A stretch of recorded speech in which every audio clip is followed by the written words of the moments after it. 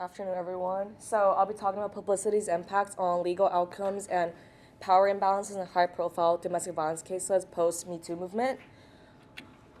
Just gonna give a trigger warning in advance. I'll be talking about domestic violence, sexual abuse, so just putting that out there. So to provide some background, the Me Too movement was actually coined since 2006, but it wasn't until 2017 that it started gaining momentum and we started hearing about it because of a lot of women started stepping out about Harvey Weinstein, which I'm sure all of you heard. And then in 2018, Amber Heard wrote a article about Johnny Depp's domestic violence case.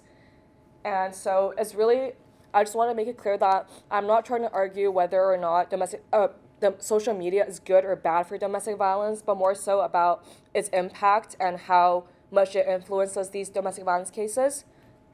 And Johnny Depp ultimately won the domestic violence case with Amber Heard, and her legal team came out and said the reason that he did is because social media did a lot of trolling on her, in her words, and swayed the jury's opinion. So this is my conflict map. I know it's a lot of lines. Basically, the primary actors are those who are directly involved and impacted by the conflict, and the secondary actors are those who are not directly involved but impacted by it. And then we have the third-party actors who act as sort of interveners. So, for example, people who choose to boycott a certain person's product because of this case.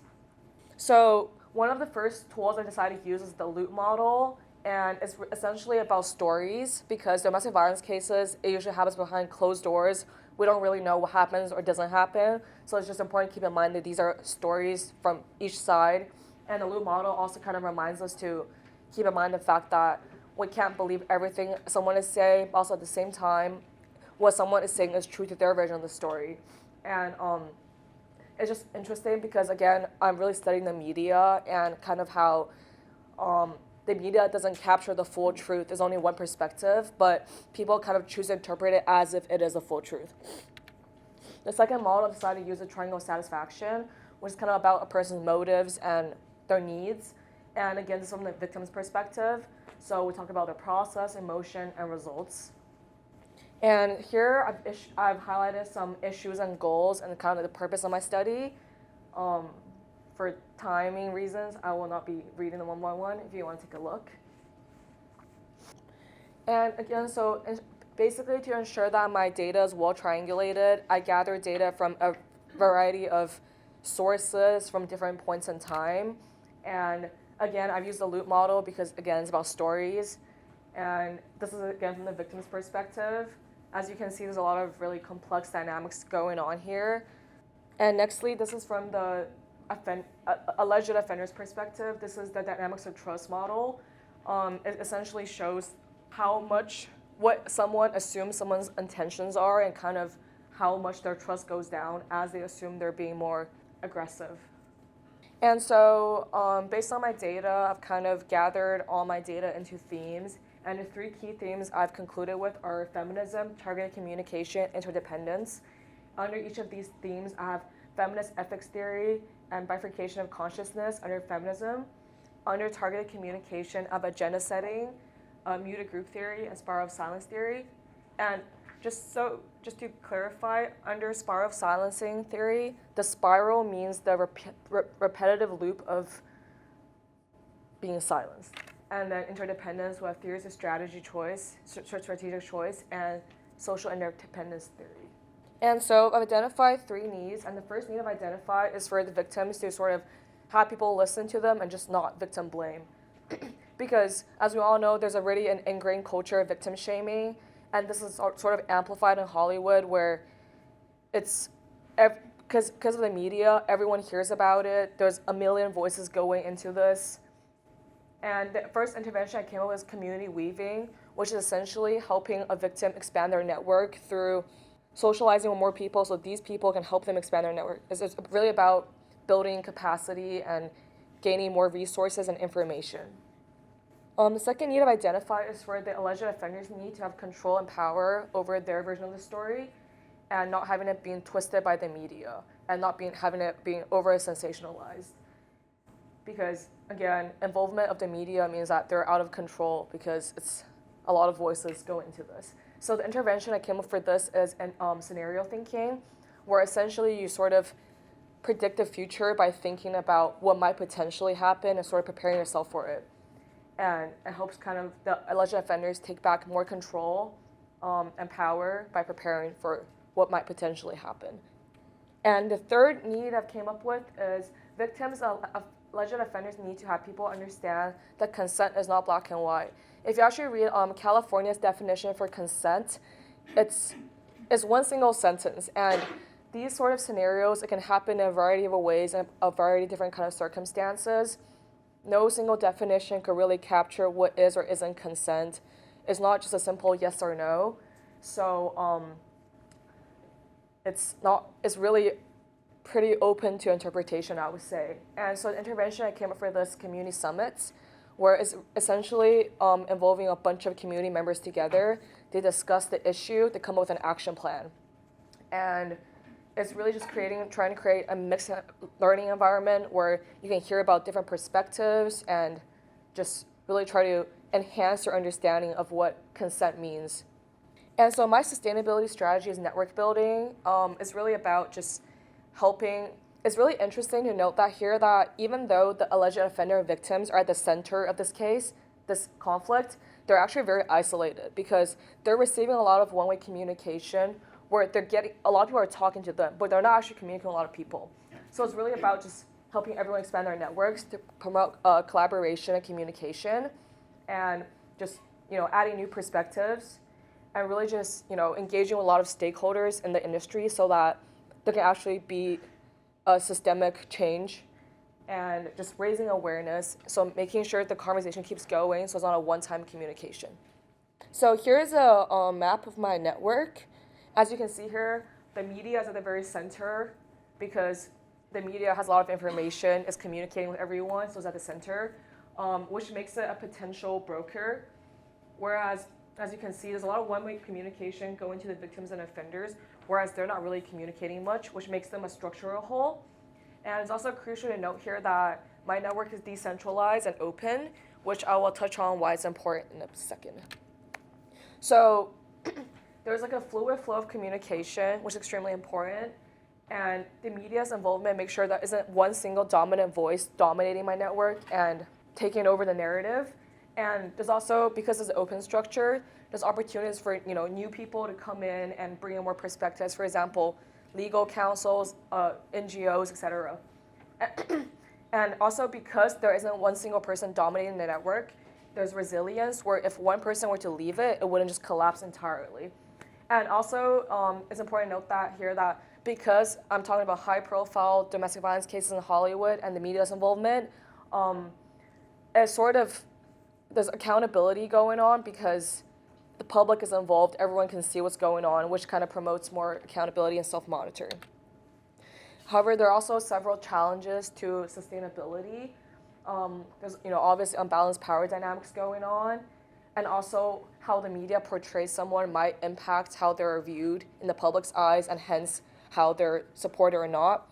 Also the issue of echo chambers, which is essentially when someone agrees with someone just to repeat what they're saying because I guess they're more powerful. Also, Hollywood's a really fast-paced place. This takes a lot of commitment, so just to see if everyone's really willing to commit to this is also a very sensitive topic, obviously. And lastly, just implementation and monitoring to make sure everyone actually follows through on this. And so I've developed 3 scenarios of what might happen. This is the optimal scenario where ideally this will happen if everything were to go as planned, where there will be structural changes, stricter standards, everyone will use the media in a great way, and the Me Too movement will keep gaining momentum. And then with the status quo, which is how things are right now, not great, but the status quo. And finally, the worst case, where power balances are further reinforced, industry prioritizes reputation and profit, where they continue to silence victims. There's a lack of policies, and the media continues to over-sensationalize stories. Public engages in more victim blaming, and finally, victims just want to be silenced even more. And in terms of monitoring and evaluation, there are several ways where I can sort of evaluate this. There'll be more rehabilitation programs for offenders, media monitoring for sensational use of language to make sure it's not overly dramatized, tracking hashtags, and also an increase in number of, like minorities in executive and decision-making roles, workplace harassment training, etc. Thank you.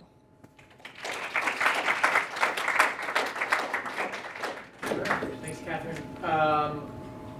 Mark or Amy, any questions to kick us off?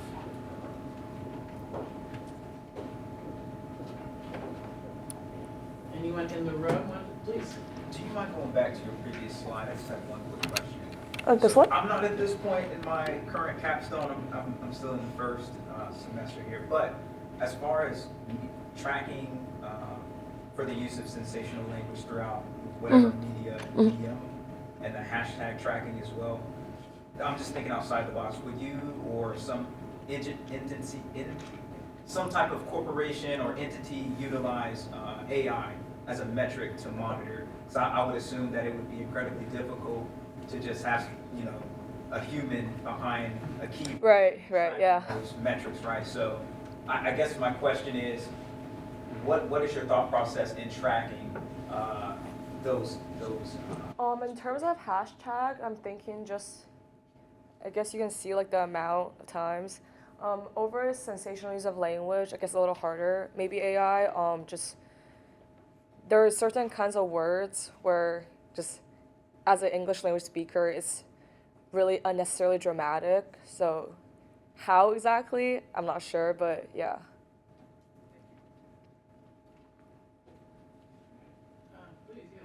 Thank you. How do you see NDAs as being an impediment into the whole storytelling? Based on my data analysis, NDAs are actually a big part for the Harvey Weinstein case, at least. And I'm sure, I did this before P. Diddy's whole thing came out, but I think NDAs play a huge part in it, and again, contributes to the whole culture of victim silencing. I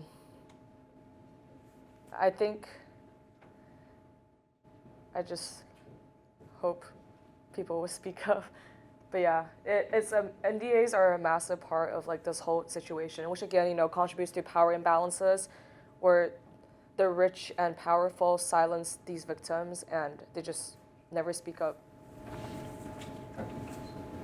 I read She Said, which was written by the two journalists from the New York Times that broke the story about Harvey Weinstein with evidence that from people that came forward to talk about it. And I think through educating people that it's okay to feel like something's wrong and saying it would also have an impact. Right. One of my previous conflict analysis tools, it just really talks about kind of the victim's perspective based on my data analysis. It's a lot of victims don't want to speak up because they feel that it's sort of like because all the victim shaming. It's like, well, why did you go into that hotel room with him? But it's really not that simple. But there's just this really ingrained culture where it's always the victim's fault, right? Yeah.